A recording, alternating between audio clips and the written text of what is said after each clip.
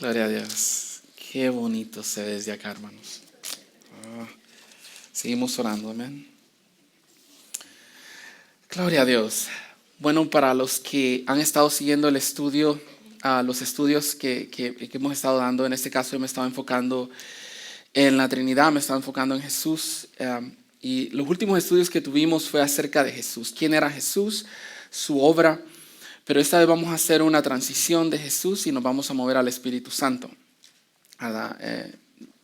También es parte de la Trinidad, es la tercera persona de la Trinidad.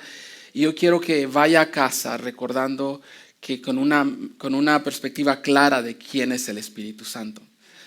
Desafortunadamente, muchas veces dentro del cristianismo o a través de la historia, el Espíritu Santo es la persona que muchas veces es olvidada o a veces obsesionada con ellos.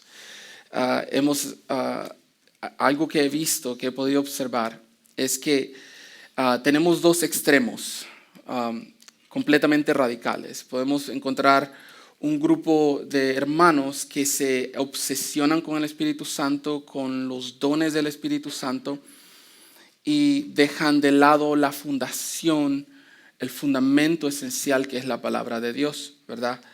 Y no tiene nada de malo que te obsesiones con el Espíritu Santo. Quiero dejar eso claro. Debemos estar obsesionados con Dios. Debemos estar enamorados, adictos a Dios. Amén. Pero debe de ser una obsesión sana. Debe haber un balance, ¿verdad? Y muchas veces lo que pasa, ese balance se pierde cuando nos enfocamos más en lo que el Espíritu Santo puede proveer, como los dones, y dejamos de lado la fundación bíblica, que es la que nos da los parámetros para poder vivir una vida de acuerdo a la voluntad de Dios. Luego del otro lado tenemos el extremo radical, donde el Espíritu Santo es olvidado. Y dejamos de buscar el poder que el Espíritu Santo provee, la unción, la llenura del Espíritu Santo, porque tenemos temor parecernos al otro lado, donde hay prácticas no bíblicas, y dejamos de buscar el poder del Espíritu Santo por tener temor a parecernos o vernos que estamos actuando o estamos yendo en contra de lo que la palabra de Dios enseña. Y yo pienso que esto no es saludable, ambos no son saludables. Debe haber un balance, yo pienso que debe haber en el centro, tenemos que tener el deseo de buscar el poder del Espíritu Santo, ser llenos del poder del Espíritu Santo, pero tener una fundación bíblica, ¿verdad? Conocer que tenemos que escuche bien, estamos fundados en la palabra de Dios. O sea que si nuestro deseo de ser lleno del Espíritu Santo debe de ser dentro de los parámetros bíblicos. Voy a repetirlo otra vez. Su deseo de estar lleno del Espíritu Santo debe de estar dentro de los parámetros bíblicos. Y la palabra de Dios es clara, es muy explícita. ¿Cómo podemos buscar la llenura del Espíritu Santo? ¿Y cuáles son las manifestaciones de esta llenura una vez que estamos llenos del Espíritu Santo? Y tenemos que recordar que el Espíritu Santo es Dios habitando en nosotros. Esto es lo que quiero que hablemos hoy. Quiero que podamos ver a través de la Escritura qué es lo que la palabra enseña y entender que primeramente el Espíritu Santo es Dios, que el Espíritu Santo es una persona que se siente, que tiene emociones, que tiene intelecto, que tiene voluntad como usted y como yo, y cuál es la función del Espíritu Santo dentro de la Trinidad. ¿Cuál es la función esencial de la tercera persona de la Trinidad? El Espíritu Santo. Así que no hay mejor forma que comenzar con esto que en el libro de Juan. Y hermanos, yo sé que habemos personas de diferentes trasfondos aquí. Espero no ofender a nadie con esto, pero estas prácticas irregulares de la búsqueda o la llenura del Espíritu Santo no es nuevo. Esto ha ocurrido desde el principio. Esto viene desde los primeros 3 siglos. No quiero aburrirlo con historia, pero en el primer siglo, en el año 170 después de Cristo, se levantó un hombre llamado Montano. Y este hombre tenía 2 profetisas que le seguían, era Priscila y Maximila. Y ellos afirmaban que recibían revelación directa del Espíritu Santo, que recibían profecía directa del Espíritu Santo, que superaban o estaban fuera de los parámetros bíblicos, estaban fuera de las enseñanzas bíblicas. Y a este movimiento se le llamó como el montanismo y fue refutado por los padres de la iglesia, por Tertuliano específicamente, que irónicamente formó parte de este movimiento al final. Pero fue refutado y luego reafirmado a través de los concilios, a través de la historia, en el concilio de Nicea 325 y 387 de Cartago. Pero es increíble que poco tiempo después de que los apóstoles, el último de los apóstoles muriera, este tipo de enseñanza resurgiera. Y déjeme decirle que estos vestigios de esta enseñanza sigue aún viva dentro de algunos movimientos carismáticos, donde el énfasis es en los dones espirituales como visión, revelaciones, profecías, y quitan el enfoque de Jesús. Cualquier cosa que quite el enfoque de Jesús no es bíblico.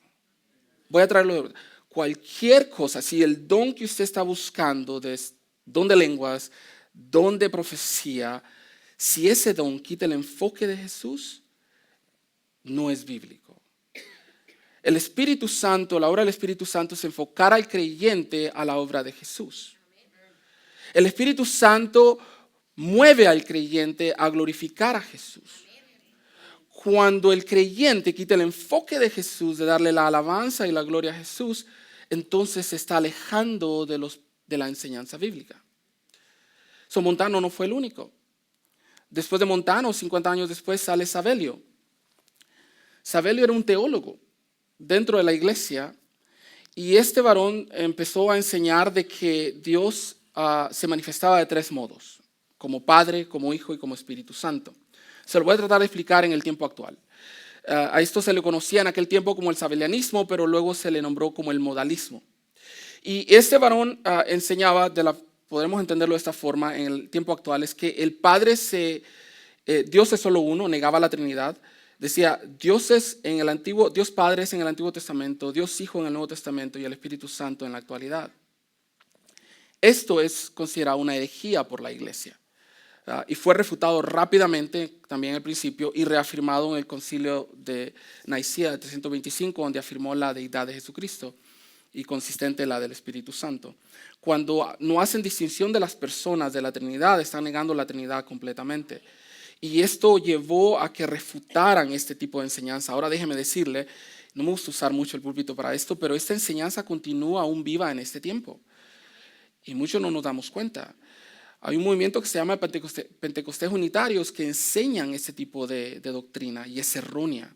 Va en contra de la enseñanza bíblica, va en contra de la deidad de Dios, niega la divinidad de Cristo, la divinidad del Espíritu Santo y no es bíblico. Estos fueron en los primeros 200 años. No debemos asombrarnos de eso, ¿verdad? Esto es muy normal. Hoy queremos que vayamos a casa con un entendimiento claro de quién es el Espíritu Santo y cuál es su función, ¿verdad? Y cómo podemos nosotros beneficiarnos y ser bendecidos por el Espíritu Santo. Porque Él está aquí con nosotros. La palabra de Dios nos dice en nuestro Señor Jesucristo que Él nos lo dejó como otro consolador. Y eso es lo que vamos a estudiar ahorita, que no solamente mora con nosotros, pero está en nosotros. Y quizás no entendemos qué tan grande es esto, que el Espíritu mora en nosotros. El Espíritu Santo de Dios mora en usted y en mí. Dios mismo mora en usted y en mí. Es lo que nos dicen las Escrituras. Mira lo que dice, abra su Biblia ahí en Juan capítulo 14, versículos 16 y 17. Y vamos a empezar ahí.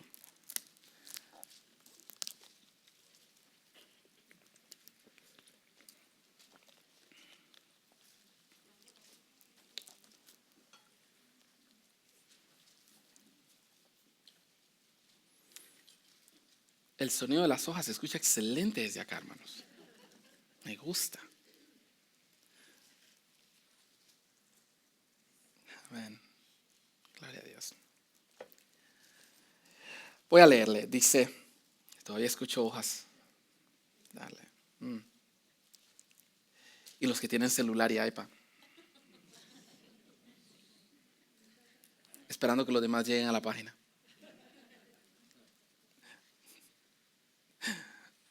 Ok, gloria a Dios. Comencemos. Dice la palabra de Dios en el versículo 16 y el versículo 17. Esto es nuestro Señor Jesús hablando después de que tuvo la reunión con los discípulos en el aposento alto, después de que compartió esta cena con ellos. En el versículo 16 comienza, dice, y yo rogaré al Padre y os dará otro consolador para que esté con vosotros para siempre. Escuche bien, el Espíritu de verdad, el cual el mundo no puede recibir porque no le ve ni le conoce.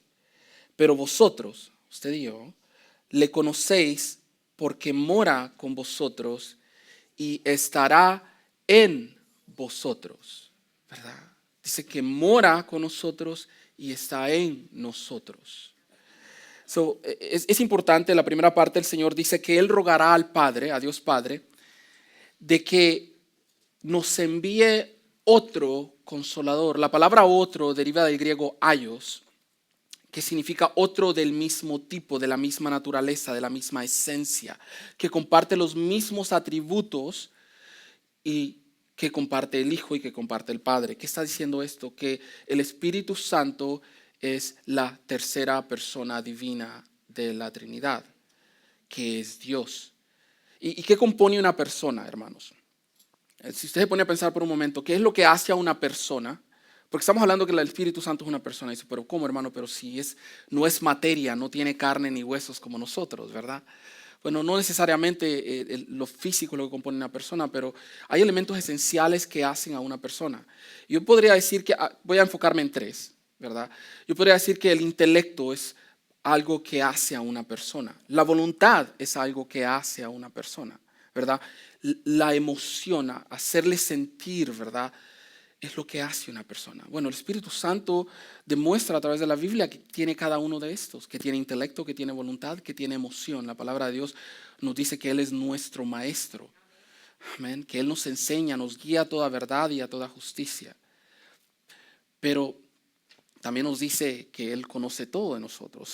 Podríamos decir que si el Espíritu Santo tiene intelecto, aquí mismo en el capítulo 14 de Juan, versículo 26, se va unos 10 versículos más adelante, sigue hablando Jesús de ese consolador y dice en el versículo 26, mas el consolador, otra vez, ¿y a quién se refiere el consolador? Al Espíritu Santo. Dice, mas el consolador, el Espíritu Santo, a quien el Padre enviará en mi nombre, Él os enseñará todas las cosas y recordará todo lo que yo os he dicho. Dice que Él nos enseñará todo lo que necesitamos saber y que Él nos recordará todo lo que Cristo o lo que el Padre ha dejado escrito, ¿verdad? No sé si se ha dado cuenta usted, pero cuando usted está predicando la palabra, está compartiendo el mensaje con alguien que no conoce de Jesús, y usted dice, es que no recuerdo nada, pero cuando está ahí, quizás no recuerde el pasaje, quizás no recuerde el versículo, pero el Espíritu Santo trae a memoria eso que ha puesto en su corazón y que ha guardado. Amén. Amén. Gloria a Dios. Yeah.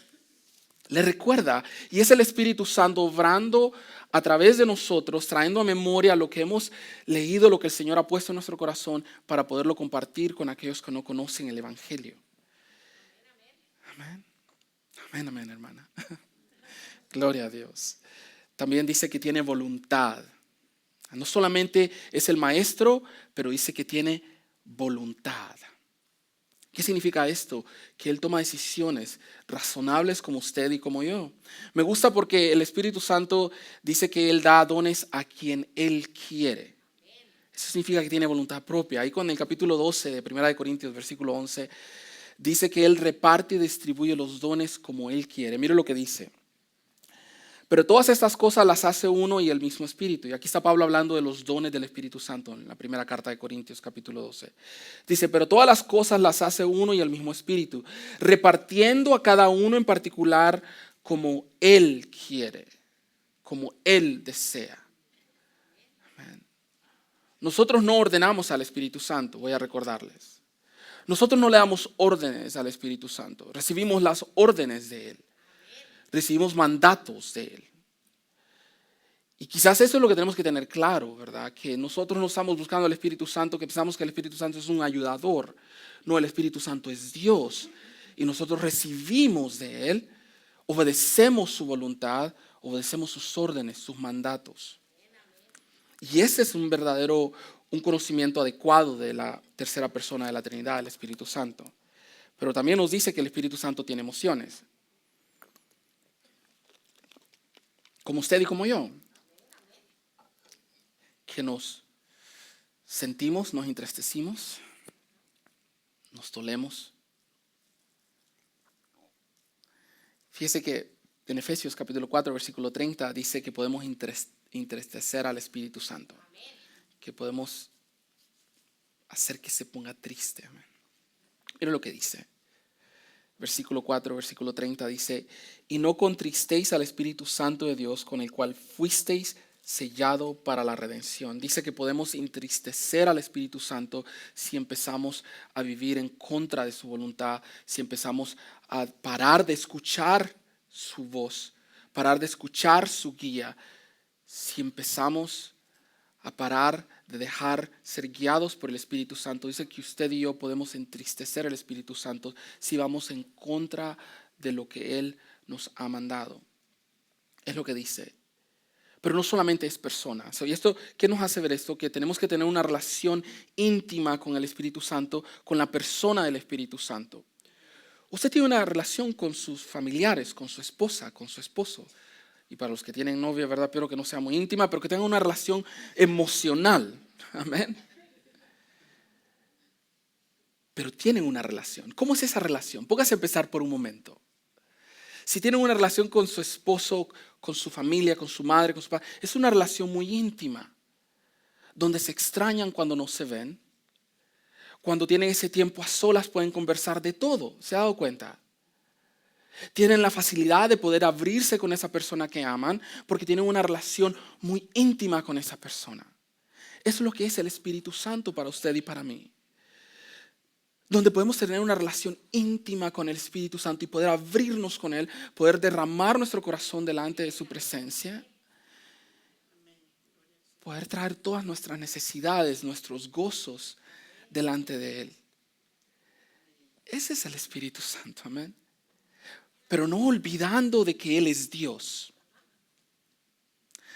No olvidando de que Él es Dios y que debemos venir reconociendo de que Él es poderoso, de que Él es majestuoso, lleno de gloria, lleno de poder. Tener muy claro de que no solamente es la persona, pero es Dios mismo, amén. Dios mismo. Y la palabra de Dios es clara. Y muchos,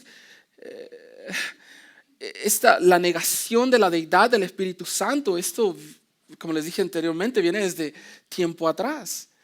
Un hombre llamado Ario en el año 318 se levantó y dijo que el Espíritu Santo solamente era una fuerza, negando la deidad de Jesucristo y negando la deidad del Espíritu Santo.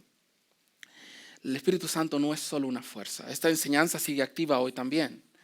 Está siendo enseñado por un grupo llamado los Testigos de Jehová. Déjeme decirle, el Espíritu Santo es una persona, es Dios, es vivo y es poderoso. Está aquí para darnos, no solamente para guiarnos a toda verdad, pero para llenarnos de poder, para poder ser llenos de su amor y para poder manifestar el poder de Dios a través de nosotros, para poder manifestar el amor de Jesucristo. Es el Espíritu Santo que nos abre los ojos, que nos quita la vela para poder venir al conocimiento de la verdad. Es el Espíritu Santo, escuche bien, que prepara los corazones para recibir el Evangelio. Es el Espíritu Santo que regenera, el Espíritu Santo que hace posible la salvación. Es el Espíritu Santo en medio y en cada uno de nosotros, obrando para que podamos no solamente vivir una vida santificada a Dios, pero para poder esperar con anhelo, con ansias, la segunda venida de Jesucristo. Es el Espíritu Santo el que nos sostiene. Es el Espíritu Santo. Pero Él es Dios también, amén. Reconocer que Él es Dios es importante, es esencial para nosotros. ¿Cuáles son los elementos esenciales para una deidad, para un Dios, para el Dios verdadero? Bueno, yo diría que hay 4 elementos esenciales. Quizás, por favor, si están de desacuerdo, déjenme saber si hay más. Pero yo puedo descubrir 4 elementos esenciales para identificar una deidad. Uno de ellos es la omnisciencia. Omnisciencia es un término teológico que significa que lo sabe todo. No hay nada que le sorprenda. Él lo conoce todo, de principio a fin. Él conoce el pasado, el presente y el futuro. Él lo conoce todo. La palabra de Dios nos dice que el Espíritu Santo lo conoce todo. Dice que Él escudriña todo, que conoce lo profundo de Dios. Mire lo que dice en 1 Corintios capítulo 10, capítulo 2, versículo 10 al 11. En 1 Corintios dice, pero Dios nos la reveló a nosotros, hablando de su omnisciencia, hablando que nos ha revelado los misterios del Antiguo Testamento, ¿verdad? Lo que el Señor tenía preparado para nosotros. Dice, pero Dios nos la reveló a nosotros por el Espíritu. ¿Cuál Espíritu? El Espíritu de Dios. Porque el Espíritu todo lo escudriña, aún lo profundo de Dios. Dice que el Espíritu conoce lo profundo de Dios, la mente de Dios lo conoce el Espíritu. ¿Por qué? Porque es el Espíritu de Dios. Amén. Él lo sabe todo. No hay nada que nosotros le podamos ocultar. Él lo conoce todo. Otro elemento esencial, creo que es importante, es la omnipresencia. Y este es otro término teológico que significa que Él está en todo lugar al mismo tiempo. Que Él es inmenso, es grandísimo. Él está aquí con nosotros, está con los cristianos en China, en Turquía. Está con nuestros familiares en diferentes países, ¿verdad? Está con nuestros hermanos en diferentes lugares, a la misma vez, al mismo tiempo. Es lo que dice, la palabra de Dios nos enseña esto. Y cuando hablo de esto me recuerda de David, en el capítulo 139 de Salmos, cuando está escribiendo este salmo, dice, ¿a dónde iré de tu espíritu? ¿Dónde huiré de tu presencia, oh Señor? Ahí en el versículo 7 dice, ¿a dónde me iré de tu espíritu? Y hace la pregunta, es retórica, a ningún lugar te puedes escapar de Dios. Y dice, ¿y de dónde huiré de tu presencia? ¿A dónde huiré de ti, oh Señor? ¿De dónde huiré de tu espíritu? Y sigue diciendo, dice, si subiera a lo más alto, ahí estás tú. Si fuera al Seol, ahí estás tú. Porque el Espíritu de Dios domina sobre todas las cosas, sobre toda cosa creada, y aún el Seol, el infierno, está bajo el dominio de Dios. Es Dios quien domina todas las cosas, Él es soberano sobre todas. Amén.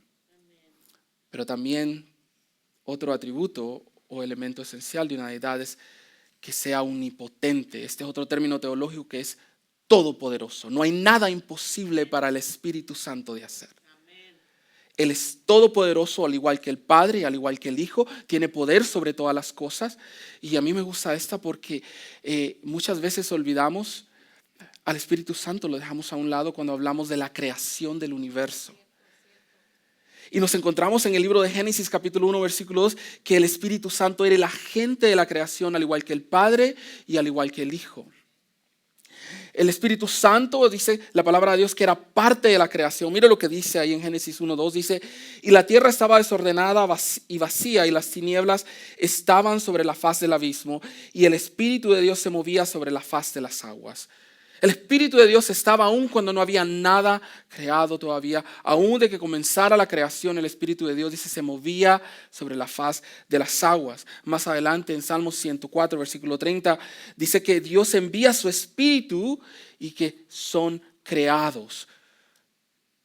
Que son creados los universos, la tierra, todo lo que podemos ver con nuestros ojos son creados, dice, y dice que el Espíritu renueva la superficie de la tierra.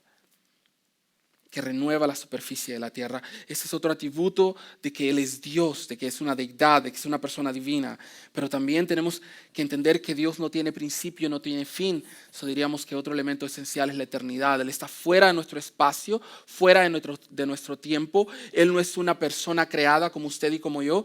Él es Dios. Él es Dios. Fuera de la creación. Nos dice ahí en Hebreos, capítulo 9, versículo 14, dice, cuanto más la sangre de Cristo, el cual mediante el Espíritu eterno se ofreció a sí mismo, sin mancha a Dios, limpiará vuestras conciencias de obras muertas para que sirváis al Dios vivo. Hablando del sacrificio de cruz de la obra de Jesucristo en la cruz del Calvario, nos dice el escritor de Hebreo de que mediante la sangre de Cristo, mediante el Espíritu eterno, dice, mediante el Espíritu eterno que se ofreció a sí mismo, hablando de Jesucristo, sin mancha a Dios, limpiará nuestras conciencias. Dice que este Espíritu eterno obra en nuestras conciencias para limpiarnos, para santificarnos, hablando de su eternidad. No tiene principio, no tiene fin, es coigual con el Padre, es coigual con el Hijo, Él es Dios, la tercera persona de la Trinidad. Y esto debe ayudarnos a entender quién es y cómo debemos venir delante de Él, con la reverencia adecuada que Él merece y darle la alabanza adecuada que Él merece. Amén.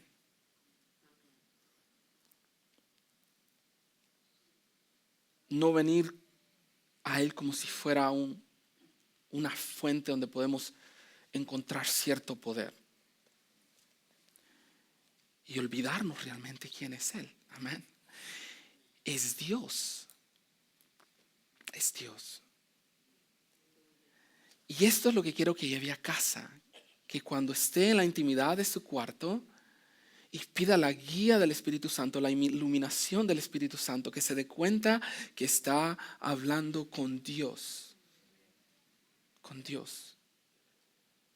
Y que Él está a su lado para ayudarlo, para fortalecerlo, para guiarlo, para mostrarle, para apuntarlo hacia la obra de Cristo. Esa es una de las funciones esenciales del Espíritu Santo.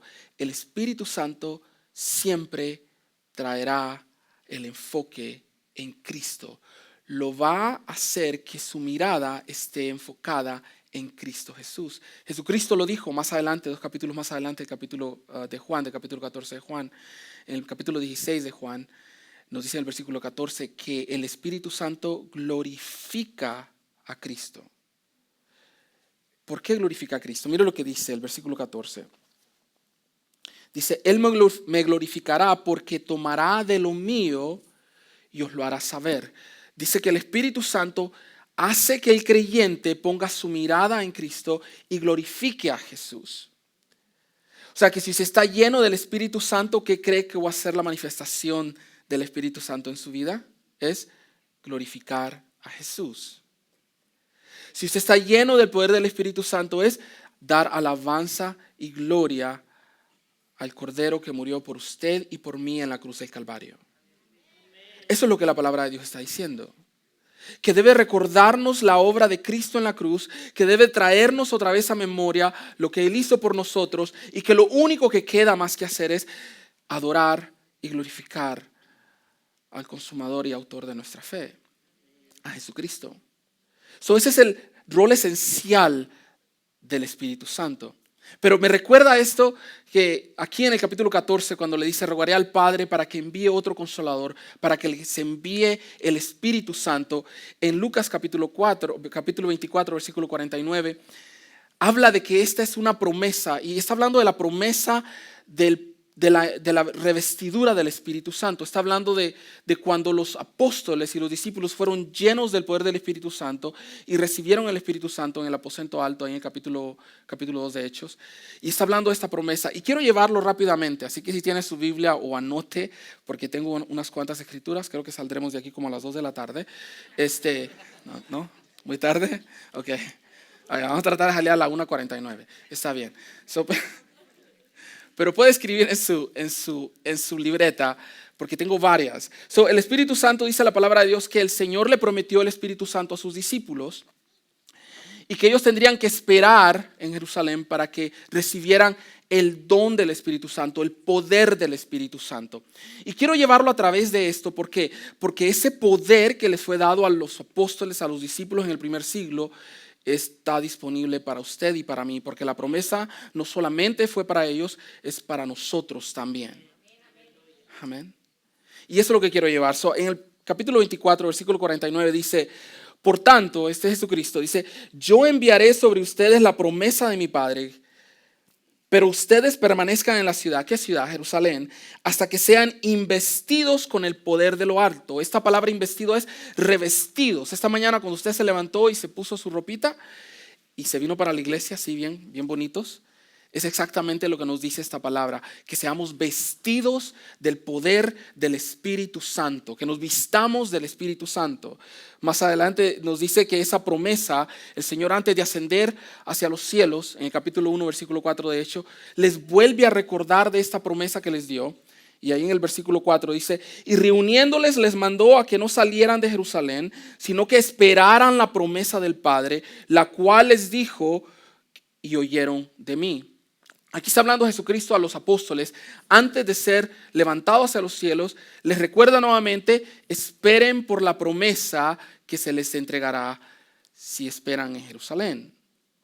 El capítulo 2, versículo 1 al 4 es manifestada esa promesa.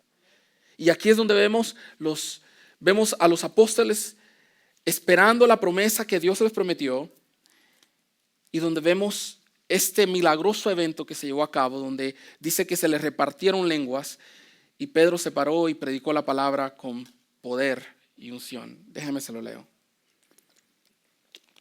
Ahora vemos la promesa manifestada que Jesús le prometió a los discípulos, a sus apóstoles. Versículo 1 dice, cuando llegó el día de Pentecostés estaban todos juntos en un mismo lugar y de repente vino del cielo un ruido como el de una ráfaga de viento impetuoso que llenó toda la casa donde estaban sentados. Dice, se les aparecieron lenguas como de fuego que repartiéndose se posaron sobre cada uno de ellos y todos fueron llenos del Espíritu Santo y comenzaron a hablar en otras lenguas según el Espíritu les daba la habilidad para expresarse. Poderoso evento. Imagínense, póngase a pensar por un momento. Estos hombres están esperando la promesa que Jesucristo había prometido. Y dice que el Espíritu Santo bajó como una ráfaga de viento y se posó sobre ellos y se les repartieron lenguas. Estos hombres no conocían otra lengua más que la propia nativa. Y que empezaron a hablar en lenguas. Un evento milagroso. Amén.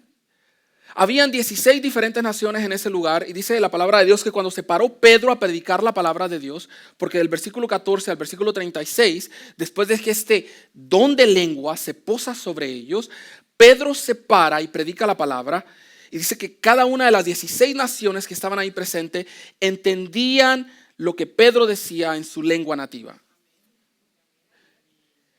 Poderoso, ¿verdad?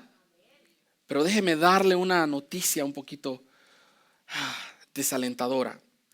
La mayor parte del tiempo que miramos al capítulo 2 de Hechos, nos enfocamos en el don de lenguas como el evento milagroso que ocurrió en este pasaje. Esa es la concepción, es la idea que muchas veces nos formamos en la mente. En el libro de Hechos, capítulo 2, el don de lenguas fue dado a los cristianos, a los creyentes, y hubo gran poder. Y a pesar que hay gran poder en el don de lenguas, y es poderoso, es milagroso lo que el Señor hizo, nos olvidamos que el mayor milagro que ocurrió en ese día, en ese momento, en ese evento, no fue el don de lenguas, fue la predicación poderosa a través de la boca de Pedro que transformó 3,000 personas. Fue el evangelio de Jesucristo que trajo salvación eterna a 3,000 personas, no el don de lenguas. El don de lenguas fue un canal, fue una señal para poder traer 3,000 personas al conocimiento de la verdad, para poder darles salvación.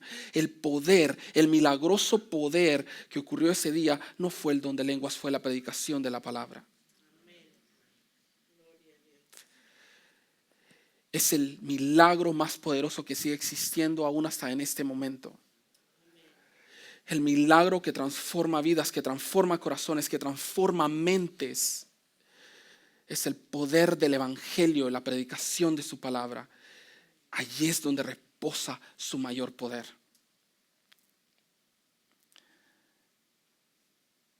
Del capítulo 2, versículo 14 al 36, Pedro predica por 5 o 7 minutos y en el versículo 37 encontramos 3,000 hombres compungidos de su corazón, viendo su condición delante de Dios, reconociendo que no hay salvación fuera de este Jesús que se les acaba de presentar, que solo en Cristo hay salvación, solo en Él.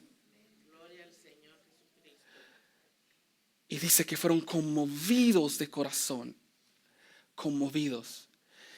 Ese fue el milagro mayor en el capítulo 2 de Hechos. La transformación y la salvación de 3,000 almas que vinieron al conocimiento de la verdad. Mira lo que dice el versículo 37.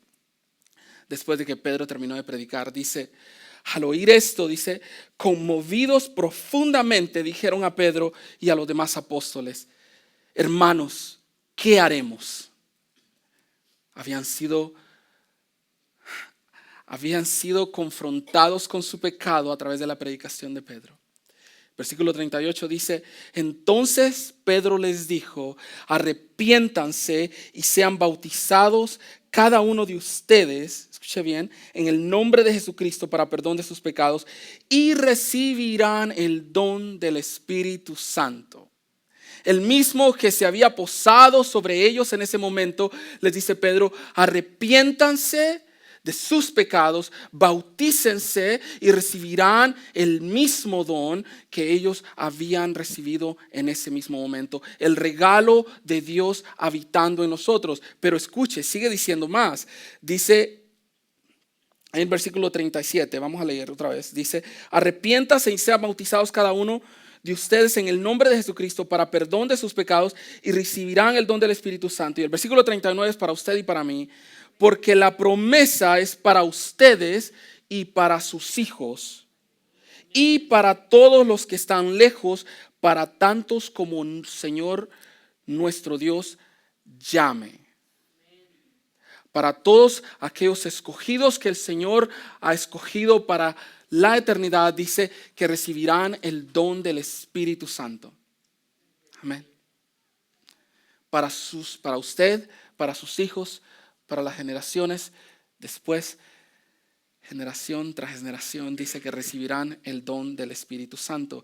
¿Y cuál es el don? Es que Dios habita en usted y en mí, nos guía día con día, es el que nos ayuda a santificarnos cada día más y poder estar, escuche bien, poder estar listos para recibir a nuestro Salvador cuando venga por su iglesia por segunda vez.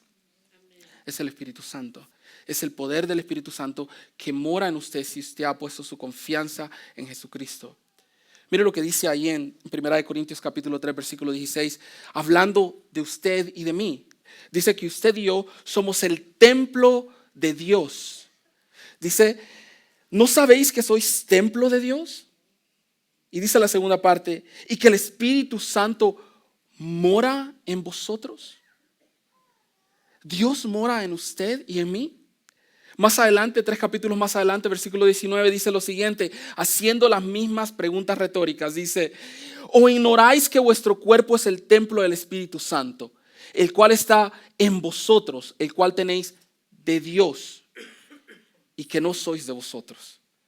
Está diciendo que el Espíritu Santo mora en nosotros y que nosotros ya no somos dueños nosotros de nuestras propias decisiones. Tenemos un gobernador que gobierna sobre nuestras vidas y ese es el Espíritu Santo gobernando en nosotros, ayudándonos a tomar las decisiones adecuadas, a buscar cada día más de Dios. Es el Espíritu Santo que nos mueve al estar en este lugar, en este momento. Es el Espíritu Santo, escuche bien, que le ayuda a confesar que Jesucristo es Dios. Es el Espíritu Santo que lo apunta a Dios. Nos dice Juan en sus cartas que es por el Espíritu Santo de Dios que nosotros confesamos que Jesucristo es Dios. Separados del Espíritu Santo, no tenemos guía, no tenemos nada, somos vacíos. Somos vasijas vacías sin el poder de Dios en nosotros. Ahora yo quiero que vaya a casa esta mañana y se vaya con el deseo de buscar la llenura del Espíritu Santo, de buscar la llenura y el poder que el Espíritu Santo ofrece a sus hijos, a sus creyentes. Vaya a casa, no teniendo temor a moverse al extremo donde está buscando los dones para poner la atención en usted, pero buscando la llenura del Espíritu Santo para manifestar día con día a Jesucristo, para manifestar el amor de Dios en su vida y para glorificar a Dios, para poder predicar su palabra, porque es el Espíritu Santo. Acuérdese de lo que vimos en capítulo 2, es el poder de la palabra que transforma vidas, es el poder de la palabra que salva almas. es cuando son confrontados con su pecado y que vienen al conocimiento del verdadero evangelio de Jesucristo, que son transformados. Ese poder está en usted y en mí, y dice que debemos buscar la llenura del Espíritu Santo, no buscando dones supernaturales, sobrenaturales que van a poner el enfoque en usted y quitarlo de Jesucristo. No, debe buscar el don del Espíritu Santo, la llenura que nos haga ver cada vez más como Cristo. La verdadera llenura del Espíritu Santo no es el bautismo en lenguas. En Efesios capítulo 5, versículo 18 al 20, nos dice cuál es la verdadera llenura del Espíritu Santo. Mire lo que dice ahí. Le está diciendo Pablo a los Efesios: no os embriaguéis con vino, con el cual hay desilusión, antes bien sed llenos del Espíritu Santo. ¿Y cómo se manifiesta la llenura del Espíritu Santo? Versículo 19 nos dice cómo: hablando entre vosotros con salmos, con himnos y cánticos espirituales, cantando y alabando al Señor en vuestros corazones, dando siempre gracias por todo al Dios y Padre en el nombre de nuestro Señor Jesucristo. Esta es la llenura. Que estemos continuamente buscando el rostro de Dios, alabándole en cánticos, en salmos, que nos amemos unos con otros. ¿Sabe qué he visto yo en la congregación para la gloria y honra de Dios, para la gloria y honra de Jesucristo? Es que hay un amor grande entre nosotros los creyentes. Esta congregación está llena de amor. Está llena de amor. Refleja el amor de Cristo en cada uno de ustedes. Lo puedo ver en los grupos, lo puedo ver en la congregación, cómo se aman. Amén. ¿Sabe usted, hermanos, que todos atravesamos, todos tenemos pruebas? Todos tenemos problemas que tenemos que atravesar. Lo impactante de esto es que muchas veces, como no nos relacionamos tan personalmente porque entramos y salimos, muchos no sabemos que cada uno de nosotros está atravesando ciertos problemas, que estamos en un hoyo, que a veces estamos desesperados, estando en Cristo. Esto es muy normal, porque somos carne. ¿Sí ve? Esto no nos limita a sentirnos desesperados por la ayuda de Dios. Confiamos en Dios, pero esto no quita esos sentidos emocionales que tenemos. Y sabe que me he dado cuenta que esta es una congregación muy sana, llena del amor de Dios, que refleja el amor de Cristo en cada uno de ustedes. Y voy a terminar con esto. Puedo ver en los grupos pequeños, si ustedes, los que no son parte de grupos de estudios, yo los animo que se inscriban a los grupos de estudios, de mujeres y de hombres. En los grupos pequeños, cada lunes que nos reunimos, el amor existe, donde nos oramos unos por los otros y nos animamos los unos por los otros. Y estamos como una familia unida en Cristo. Y a través de la semana estamos constante y continuamente orando los unos por los otros, poniendo nuestras necesidades para que otros creyentes que están caminando con usted y conmigo puedan orar por nosotros, porque no hay nada más poderoso que el poder de la oración. No hay nada más poderoso que la oración. Amén.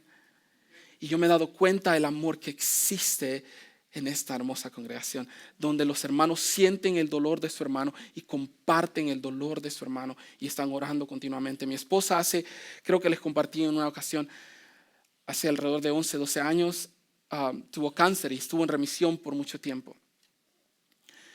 Y en uno de sus chequeos fue y le encontraron algo. Cuando le encontraron esto, fueron las 2 semanas más agonizantes que pudimos haber tenido, con el temor de que el cáncer volviera. Y muchas cosas cruzaron mi mente. ¿Ven? Pero lo primero que hice fue ponerlo en oración. Porque sabemos al Dios al que servimos. Y sabemos que dice la palabra de Dios que Él escucha la oración del justo. Amén. Y fue a través del poder de la oración que el día viernes, fuimos a este chequeo y el Señor nos dio la victoria. Amén. No hay nada.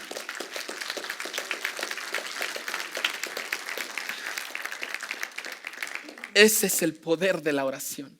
Es el poder del Espíritu Santo. Amén. Que usted tome beneficio de este poder que está disponible para usted.